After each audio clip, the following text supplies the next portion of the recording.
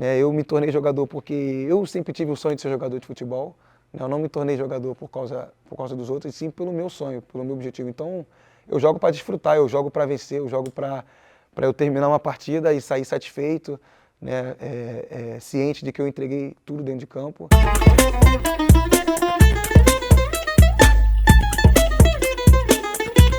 Quando um dia ou outro as coisas não vão bem, eu me cobro bastante.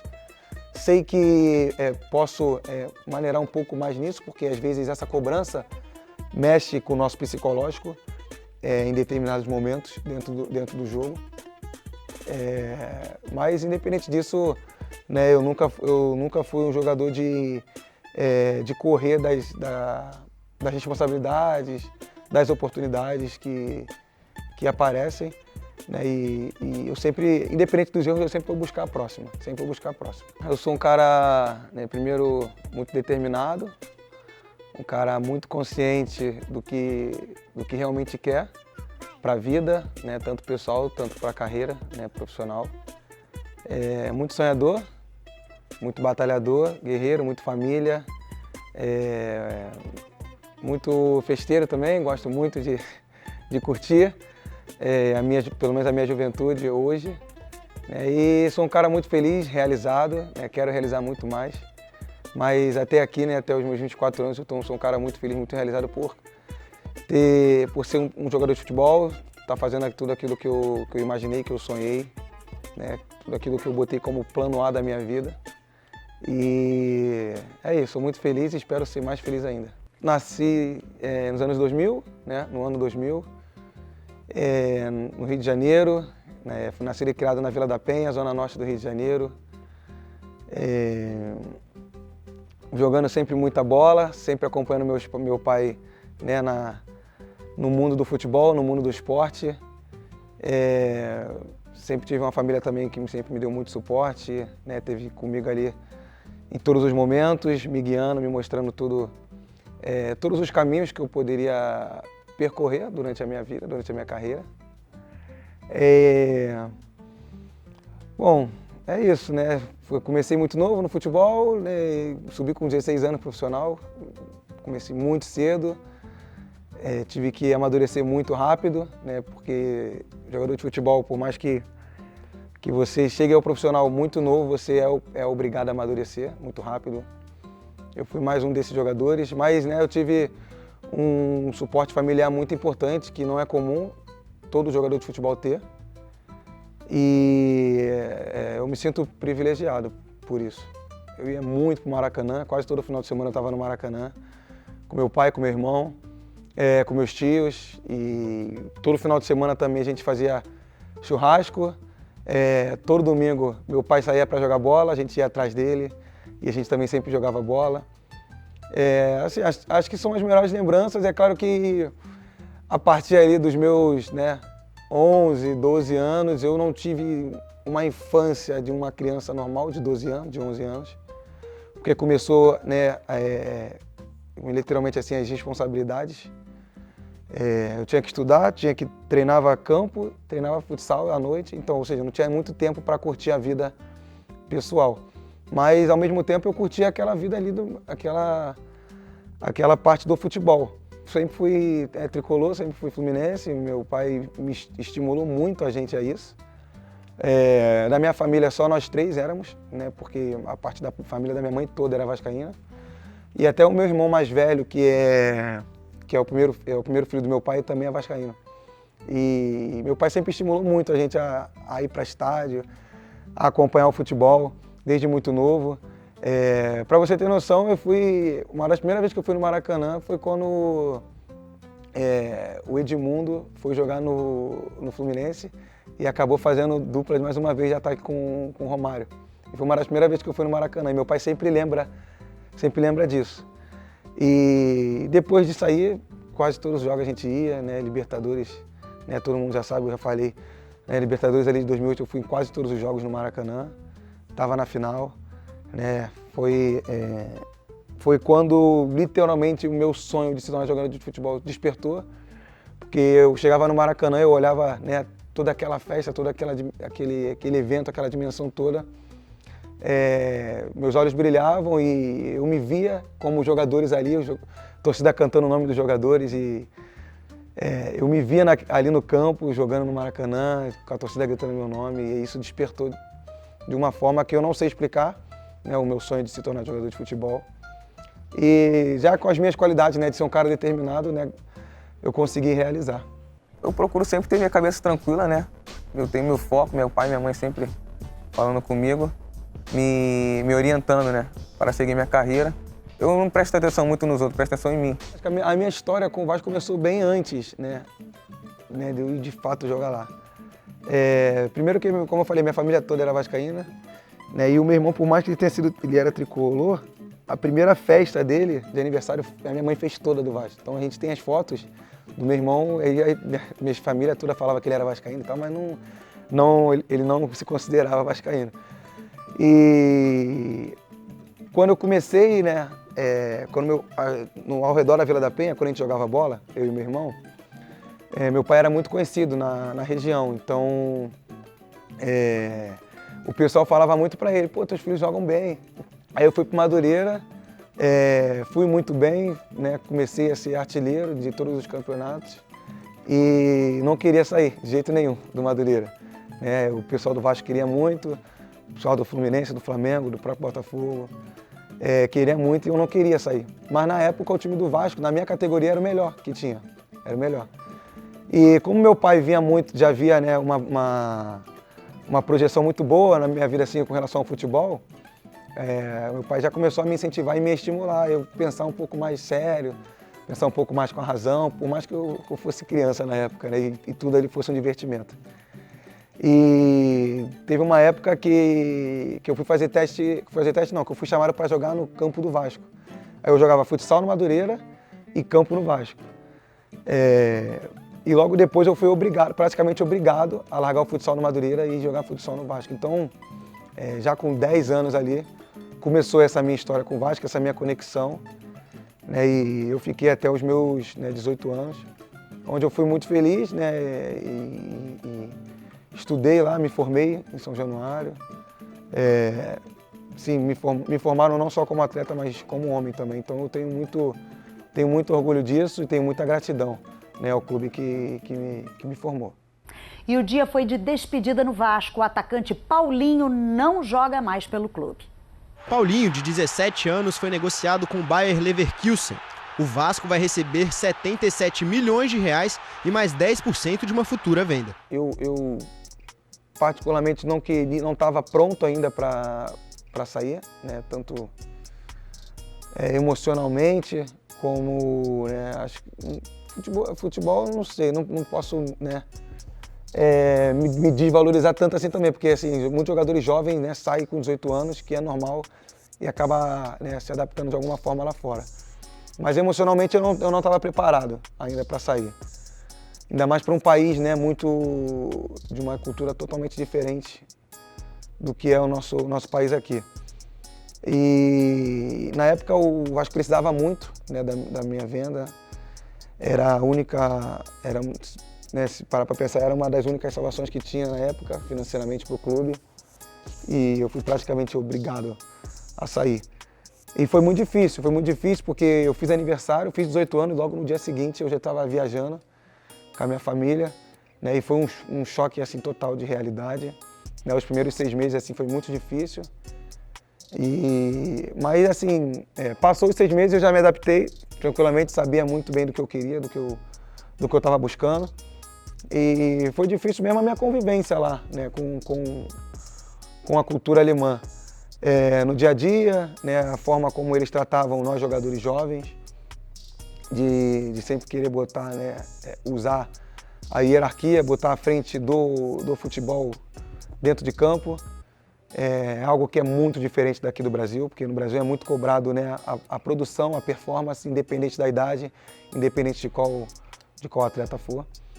E eu tive um pouco de dificuldade para conviver com isso. Sempre tive uma personalidade muito forte, então sempre quis seguir o meu raciocínio e, né, sei que isso dificultou um pouco, né, a minha estadia lá. Logo na segunda temporada teve a pandemia, eu machuquei o meu joelho, né, e fiquei um ano parado, né, perdi aí um ano do meu contrato lá. E o importante desse período, né, antes da minha lesão, foi que, independente de eu não estar jogando muito lá, eu sempre estava na seleção olímpica. Sempre era convocado e meus números eram muito bons na seleção olímpica.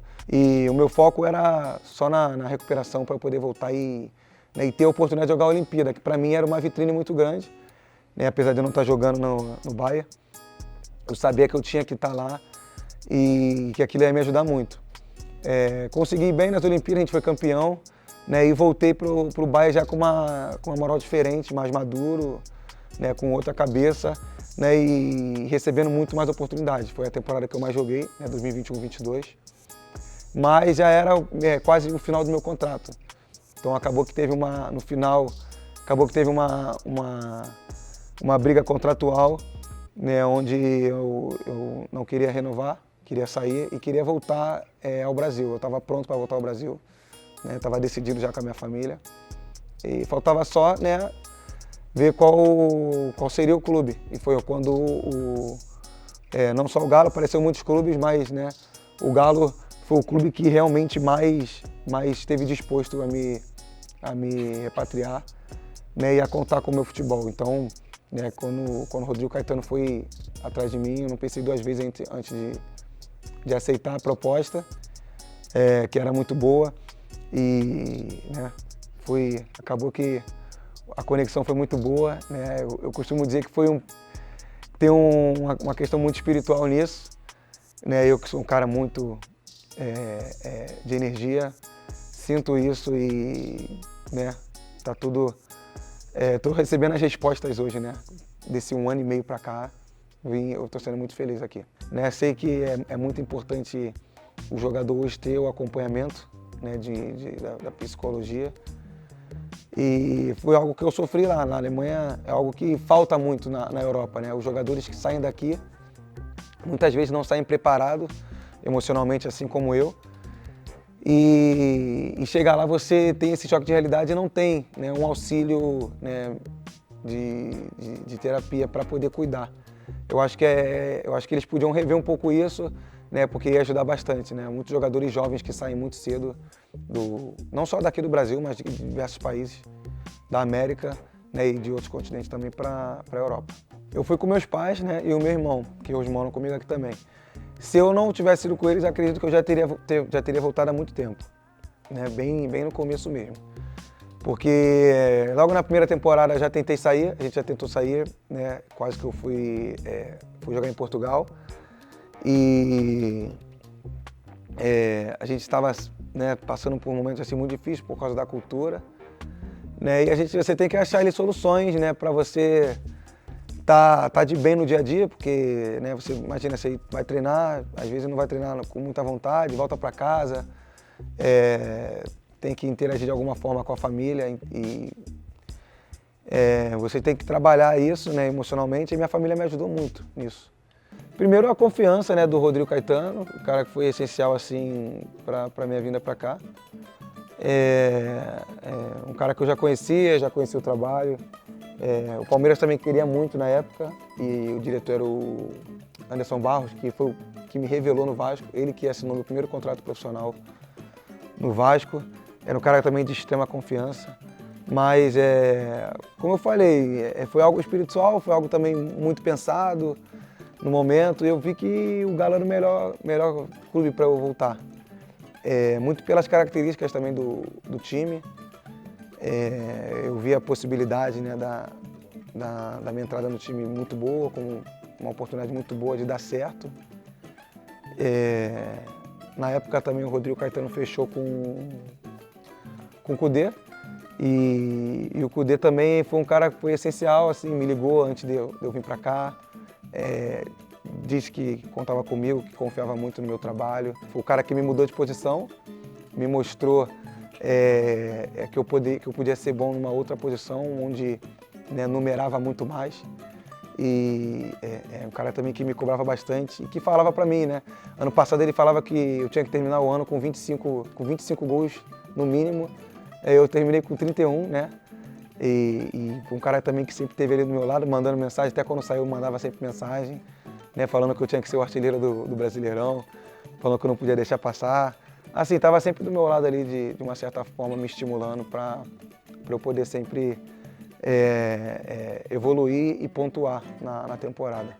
O Gabriel é muito intenso, é um cara muito pulso firme, determinado, sabe realmente o que quer, como objetivo numa temporada. Desde quando ele chegou, ele sempre traçou títulos como objetivo. E não que os outros treinadores não traçavam, mas ele é um cara muito intenso, é um cara que, como jogador, foi muito ganhador. Então, ou seja, ele sabe o que realmente a gente precisa para chegar na glória, né? E é um cara que estimula muita gente. Não só os jogadores que estão mais acostumados a jogar, mas os jogadores que também estão de fora. E essa energia era o que a gente mais precisava para poder chegar, né, nas 3 competições e assim, né, botar o nosso coração ali na ponta da chuteira, botar a paixão nossa mesmo pelo futebol na ponta da chuteira para buscar os nossos objetivos, os nossos sonhos. E é um cara que está nos ajudando bastante, não só nessa parte, na parte teórica e prática do futebol, mas também na parte mental de como a gente encara o futebol, de como a gente quer terminar uma temporada, como a gente quer terminar uma carreira. Aí o Scarpa, no mano a mano contra o Marlon, cruzamento para a área, tentou a cabeçada, a bola com o Arana, mais atrás, Hulk, o desvio, Paulinho! Gol! Ano passado, eu e o Hulk, a gente, a maior parte do tempo, a gente jogou muito junto. E, de uma certa forma, o time era mais reativo. Ou seja, a gente podia marcar com 8 jogadores ou 9 jogadores, que quando a gente roubava a bola, a gente tinha eu e o Hulk ali na frente para poder fazer as jogadas de gol. Ou seja, a gente estava sempre muito perto e a gente estava sempre com a responsabilidade de resolver as partidas. Esse ano, né, depois que o Filipão saiu, a estratégia do Milito é diferente, é uma estratégia mais de propor o jogo. E esse ano já deu para distribuir um pouco mais. Você vê, né, os números do Scarpa, você vê os números do Arana, que são jogadores hoje que estão sendo essenciais para a gente na temporada, porque quando você vai propor, você vai acabar pegando times que jogam mais fechados. Ou seja, é mais difícil jogar por dentro. Por mais que você atraia por dentro, lá na frente eles vão fechar, você vai ter que jogar para fora. Aí é a hora que eles vão aparecer, é a hora que o Scarpa vai aparecer, é a hora que o Arana vai aparecer, com um cruzamento, com uma conduzida para dentro, chutando no gol. Então esse ano foi mais ou menos assim, mas apesar disso eu acredito que os números estejam bem divididos e estão dando certo pra gente, né? Porque ano passado eu e o Hulk a gente teve os números muito bons, hoje em dia tem o Scarpa com um número muito bom, eu com um número bom, o Hulk com um número bom, a Arana com um número bom, ou seja, apareceu mais protagonismo no time. Lesionado, olha a bola do Hulk atrás, Paulinho! Gol!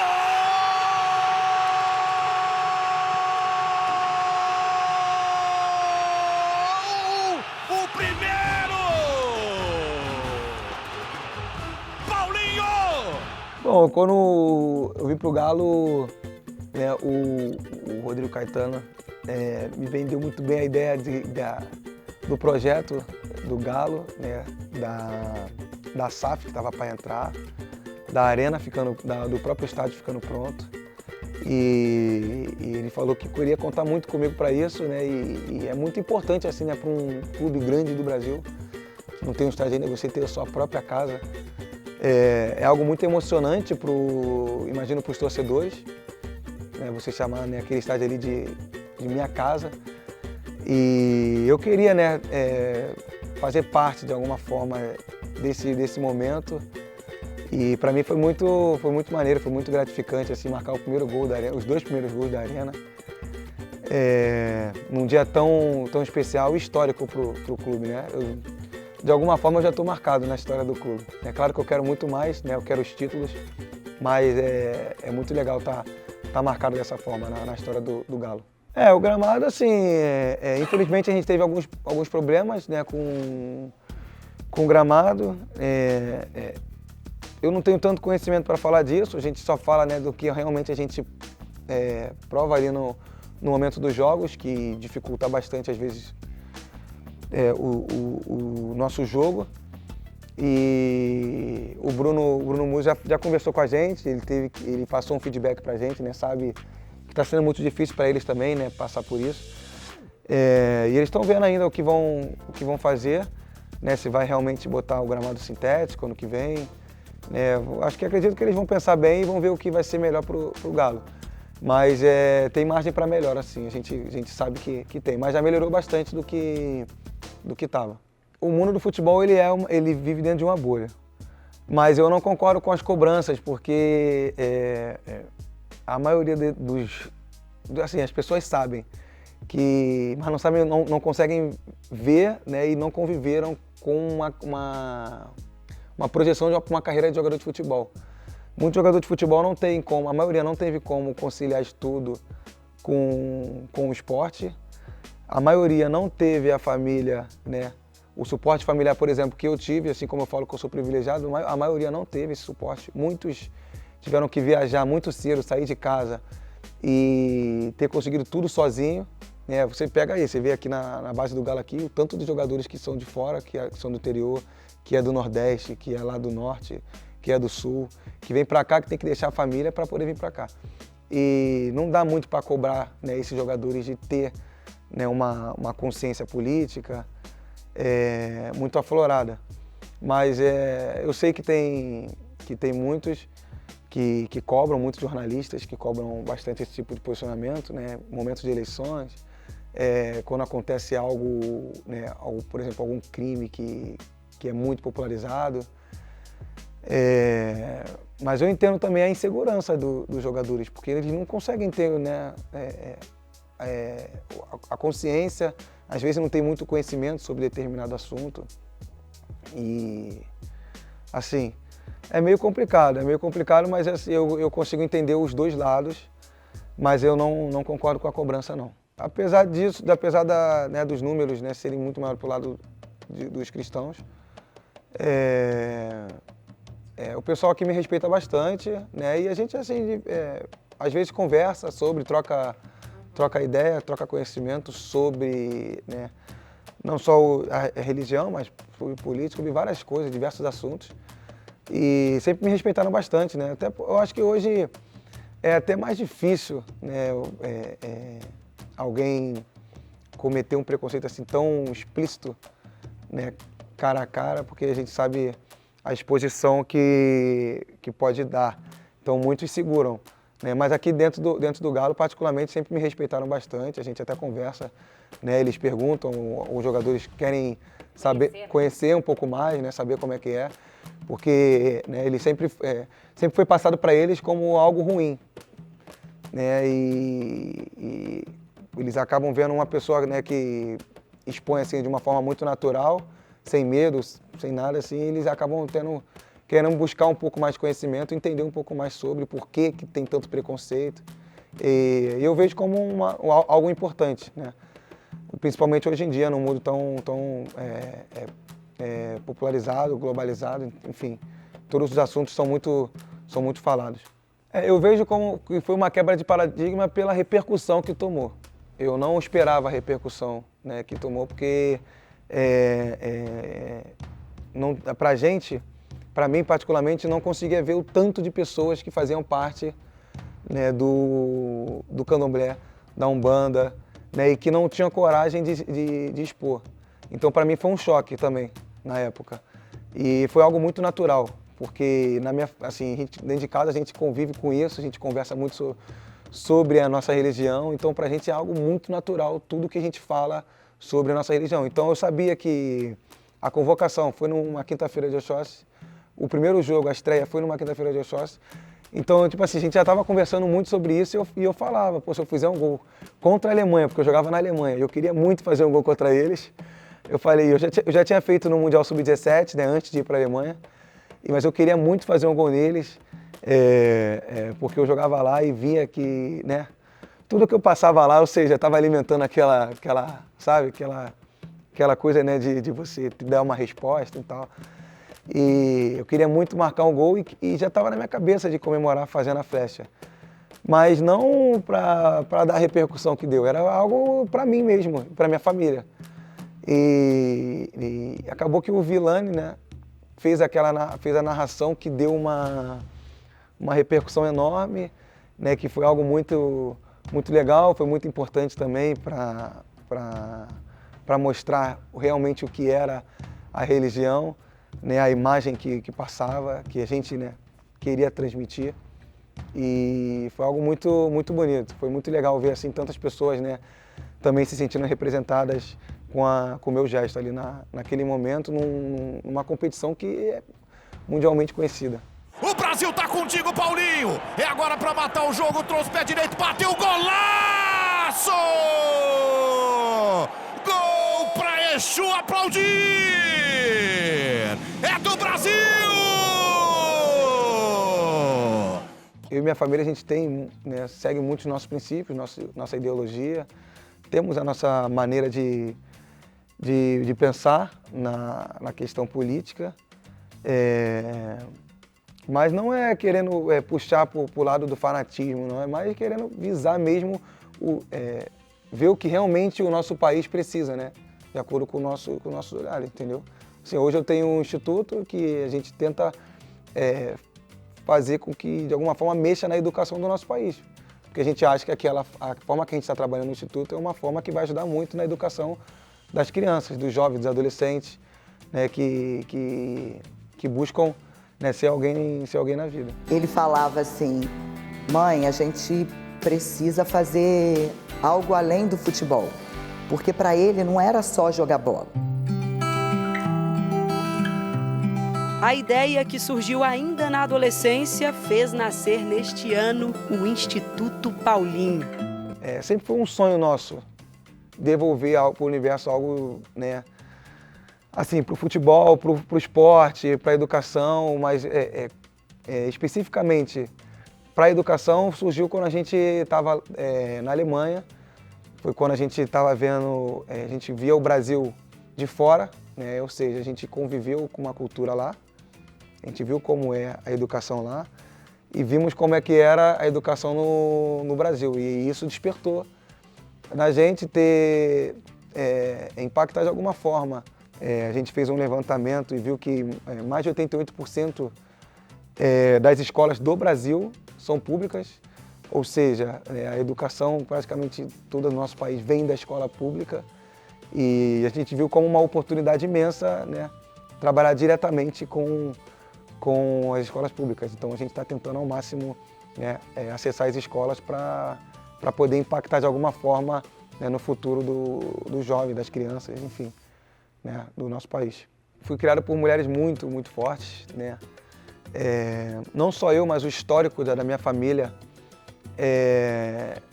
de mulheres muito guerreiras, muito batalhadoras, personalidade forte, de muita imposição. São mulheres que representam muito na minha vida, estão sempre do meu lado, estão sempre segurando a minha mão nos momentos mais difíceis, nos momentos de felicidade, para onde eu corro quando eu preciso, né, de um papo, de uma ideia, né? Não só minha mãe, como minha irmã, como a minha tia também é uma pessoa que está num convívio comigo no dia a dia por causa dos trabalhos, né? Ela trabalha no Rio, mas está sempre junto, estamos sempre em conexão. Apesar disso, somos irmãos de Santos também e a gente está muito conectado. Então, sempre que eu preciso de uma ideia, de um papo, né, de uma conversa assim, né, mais elaborada, eu vou sempre recorrer à minha tia, eu sempre recorrer à minha mãe, e a minha irmã também, né, a minha avó também está sempre presente na minha vida, ou seja, são pessoas que, né, representam muito na minha vida, né, e que eu tenho uma enorme gratidão pela energia, pela conexão, né, por todo o suporte que sempre me deram. Pô, meu samba favorito, não tem, cara, são tantos que eu não tenho samba favorito. Mas é um samba que, né, que tem uma letra muito bonita, que representa muito, a música do Almig Neto, Conselho, né, que é... Como é que é? Deixe de lado esse baixo astral, erga a cabeça em frente ao mar, que agindo assim será vital para o seu coração. é que em cada experiência se aprende uma lição. Eu já sofri por amar assim, me dediquei tudo em vão. Pra quê se lamentar sem sua vida? É, exatamente. É um samba que está muito vivo na minha vida, né, pela letra, mas, né, o samba, eu costumo dizer, meu pai costuma dizer que o samba cura. E é por isso que a gente é tão apaixonado pelo samba.